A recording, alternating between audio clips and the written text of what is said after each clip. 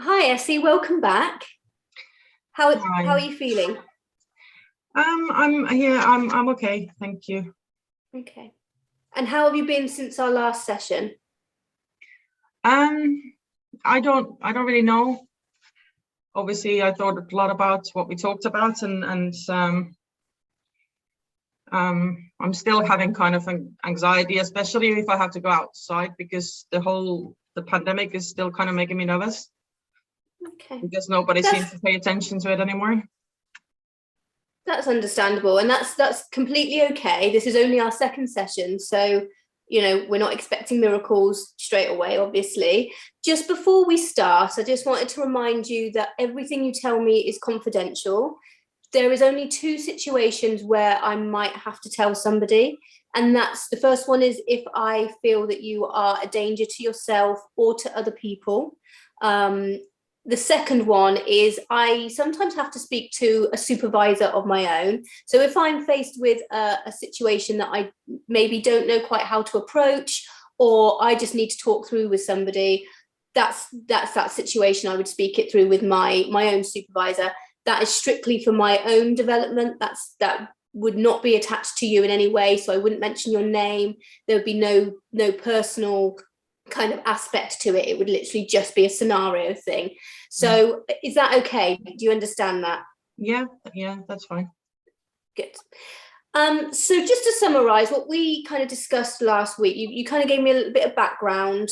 You said you've had health anxiety for a long time, and that's been, you feel, perpetuated by the pandemic.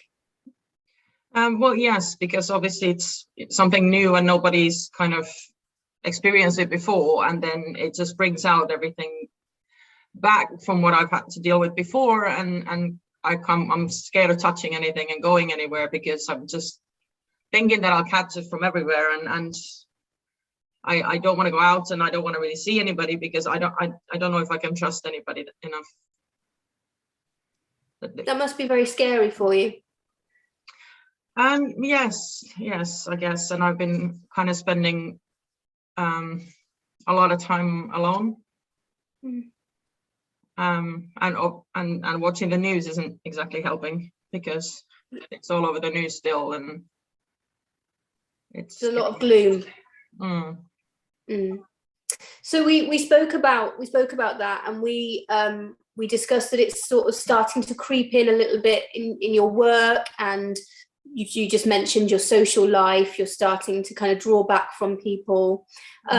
We also touched very briefly last week on the fact that you're starting to avoid going to routine appointments like the doctors, the opticians, the dentists. Can you just give me a little bit more information on why you're avoiding these situations? Well, like, I know I should get my eyes tested because obviously now everybody works too close to the computer all the time, and I'm kind of getting headaches already. And it could be because I need more classes or something, but then I don't want to go to the optician because I'm thinking so many other people have been there, or then so many other people will be there, and then the optician also might have to touch me, and there's also the eye test and the machines and everything else, and I'm kind of the whole situation, and I don't want them to tell me then that it, like, my eyesight's gone worse again, and it's because it probably has, and I'm not sure what to do with that. So could you perhaps look at it a slightly different way? I completely understand the optician is quite a it's quite a physical space, isn't it? And there's a lot of people around, and you have to put your eyes up close to a machine that other people have been close to. But perhaps maybe there's a way of looking at that in a slightly different perspective. So if you were to go to the optician and they were to tell you that your eyes had deteriorated slightly, which is a very natural thing, as we get older, that does tend to happen. At that point, what would then happen? What would happen once they've said to you, right, your eyes have deteriorated, so your current glasses aren't working for you quite so well? Then what would be the next step from that? Then I guess I would need stronger prescription, and then I would have to start choosing all the frames and everything else, and that also gives me some sort of anxiety, because then you're thinking that everybody has touched those as well, and either that or have to redo mine, and yeah, I don't know. And also one thing, I read an article a little while ago that kind of freaked me out a little bit about it, when somebody had picked up, I think they had cancer or something from something that the doctor or optician or something saw through the eyes and things like that as well. And I'm kind of, yeah, I don't want that to that kind of scares me as well. Yeah, I don't know how to kind of, like, I wouldn't want, I don't know if I'd like to know or find out if there's anything else wrong. Sure. If you don't find out, what would the outcome of that be, potentially? I don't know. Okay. Let's look at, I live without knowing. Okay, well, let's look at it another way. If you do find out, so if the worst case situation, the optician finds something a little bit scary, what would be the best outcome from that? Well, like, kind of, I guess, logically thinking, if I do find out that something's wrong, then obviously I could get it treated. But at the same time, it kind of scares me to know. I'm not sure if that makes sense. It makes a lot of sense, and it's a very scary. Any fear that there's something wrong is very scary for everybody. So I don't want you to feel like you're alone in that, and that I get the sense that you have felt very alone up to this point. Yeah, I don't really know who to talk to about this. I guess that's why I came here in the first place. Can I ask you about your, so you've told me that this health anxiety that you have has been going on since childhood. When you spoke, did you ever speak to your parents or your caregivers about it? I tried, but they just didn't listen, and they didn't really pay attention to it, and they just always just said that, look, you're young, you're a child, you're fine.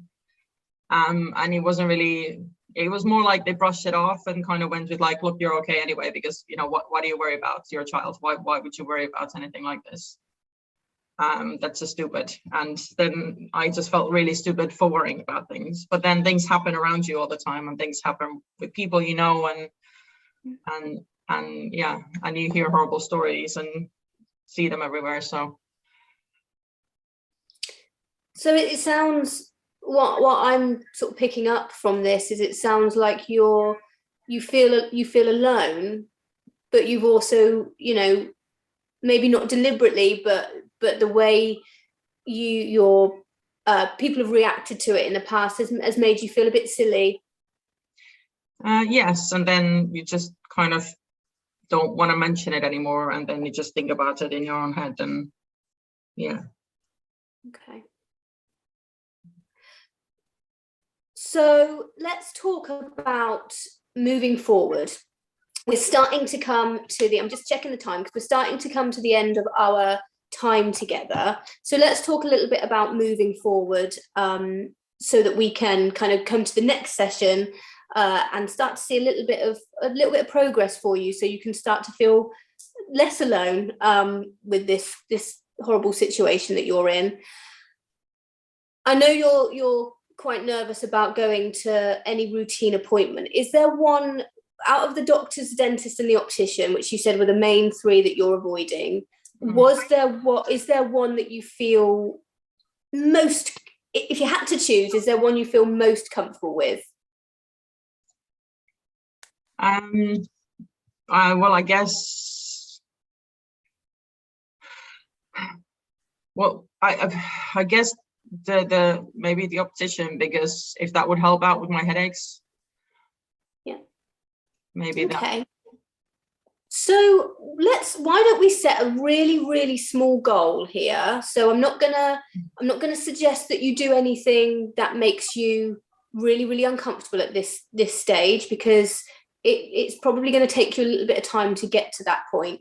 Why don't we maybe look at you calling the optician and having a conversation with them about what their cleanliness is like? You could tell them that you're worried about the pandemic situation and that people seem to be less concerned about it generally now, and ask them what their policies are around the pandemic situation. So at this point, you're not even making an appointment, you're just having a conversation to see how they can help you. And it's up to them to help you, not up to you to force yourself into a situation that you're uncomfortable with. Do you think that would be helpful for you? Yeah, I think so, yes. Okay. Well, we've got an appointment coming up in a week's time. So that's Sunday morning, again at 10 o'clock. Let's discuss that more. If you have at that point found yourself able to call the optician and have that conversation, we can talk about how that went.